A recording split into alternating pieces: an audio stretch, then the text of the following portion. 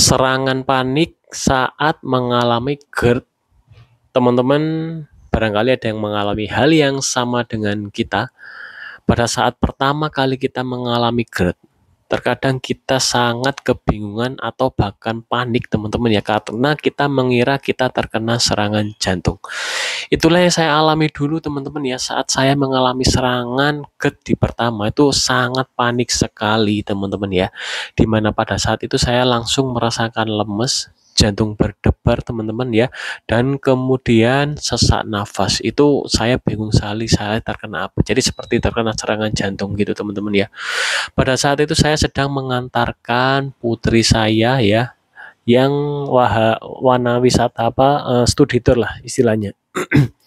Itu masih di jam 8-an pagi teman-teman ya.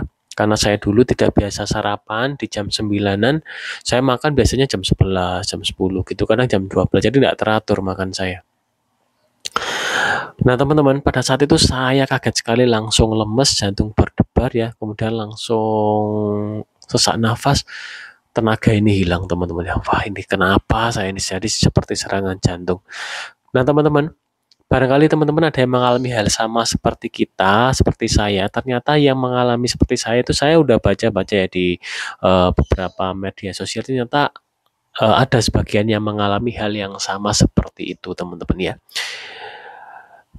Seperti itu teman-teman ya, pengaruh GERD kepada kondisi kesehatan kita, jadi sensasinya seperti itu. Jadi mungkin teman-teman yang sedang mengalami sesak nafas ya, atau jantung berdebar ya, atau anemia, lemes gitu ya, teman-teman tetap semangat ya, pasti yakin ya, pasti bisa pulih GERD-nya. Teman-teman bisa cek ya video-video saya ya, dilihat, barangkali di situ teman-teman bisa mengambil suatu pelajaran ya teman-teman ya, tentang perjalanan saya untuk pulih dari GERD gitu ya teman-teman ya. Nah, GERD ini kenapa bisa terjadi seperti itu teman-teman ya? GERD terjadi karena katup lambung bagian atas di esofagus itu terbuka ya, sehingga asam lambungnya itu naik teman-teman ya. Naiknya kemana? Ke kerongkongan, sehingga membuat kita sesak nafas atau membuat kita itu ulu hatinya panas ya. Jadi seperti nunjem di sini gitu ya teman-teman ya. Jadi GERD itu terjadinya seperti itu teman-teman ya. Nah, untuk pemulihan GERD itu memang tidak instan. Jadi perlu proses teman-teman ya.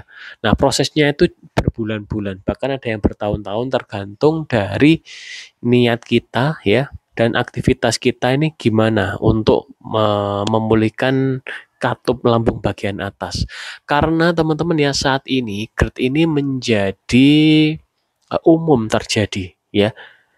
Jadi di 10 tahun belakangan ini GERD ini banyak yang mengalami teman-teman ya. Nah teman-teman, kenapa itu bisa terjadi? Karena kurangnya pengetahuan kita tentang makanan. Dulu saya memang tidak memperhatikan makanan, yang penting makan enak di mulut ya, yang penting kenyang ya. Mungkin saya memang memperhatikan protein, namun saya tidak memperhatikan makanan apa yang harus masuk gitu ya. Jadi saya tidak memperhatikan makanan probiotik ya, itu tidak memperhatikan, hanya prebiotik sayur ya, prebiotik ya kita makan. Namun tidak ada bakteri baiknya nih, jarang kita masukkan atau bahkan tidak pernah. Dan kebiasaan kita makan snack-snack itu teman-teman ya, menjadi suatu budaya ya. Nah teman-teman yang mungkin belum mengalami GERD bisa antisipasi dengan cara nih ya, makan makanan probiotik itu nomor 1, penting sekali. Kemudian atur jeda makan ya, jangan melulu makan. Saya dulu sebelum terkena GERD, saya makannya itu hampir sepanjang hari makan. Jadi semisal saya sarapan jam 10, nanti setelah sarapan saya makan terus ini snack jam 11, jam 12, jam 1 terusan teman-teman ya, mau makan terus. Nah itu bisa membuat kinerja lambung kita teman-teman menjadi tidak stabil, dimana harusnya lambung ini mengolah makanan, mengeluarkan asam lambungnya, masukkan makanan lagi, kerja lagi, mengeluarkan asam lambung lagi, sehingga lama-lama keasaman lambungnya itu kurang bagus gitu teman-teman ya. Dalam jangka waktu panjang akhirnya GERD itu terjadi teman-teman ya. Oke teman-teman yang sedang mengalami GERD, tetap semangat, pasti yakin bisa pulih karena saya sudah buktikan. ya. Namun teman-teman ya tidak instan, perlu proses ya. Oke teman-teman, terima kasih bagi teman-teman yang sudah menyimak video ini sampai habis. Mohon maaf apabila ada salah kata. Kita jumpa lagi di video berikutnya. Tetap semangat. Jangan lupa untuk menjaga makanan yang masuk ke kita. Kemudian waktu makan juga diperhatikan ya. Kemudian waktu istirahat, aktivitas juga teman-teman ya, kemudian pikiran juga ya. Jadi ada beberapa hal yang harus kita perhatikan untuk memulihkan GERD kita. Oke teman-teman, salam sehat dari kita. Wassalamualaikum warahmatullahi wabarakatuh.